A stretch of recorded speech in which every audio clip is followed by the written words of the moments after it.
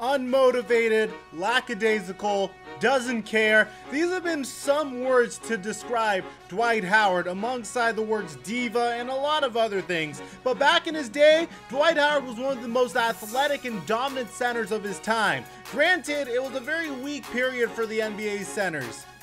Dwight Howard's dominance was during a time that Shaq was just not as dominant anymore.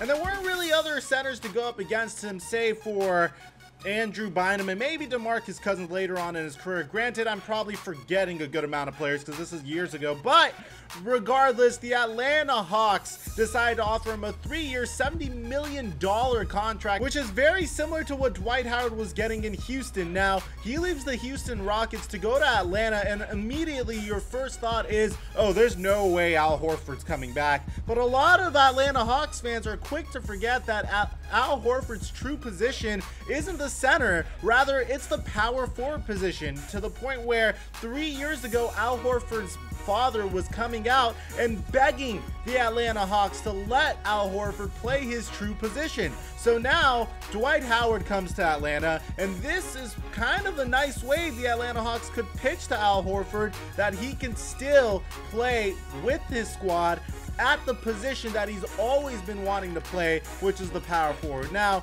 in terms of grading the signing, I don't know how to grade signings anymore. Timothy Mozgov just got a $64 million contract. Evan Turner got another ridiculous contract. Evan Fournier got like an $85 million contract. Like, I just don't know anymore, because this new salary cap has me scratching my head at the amount of money every player is getting. But guys, here's something we need to think about.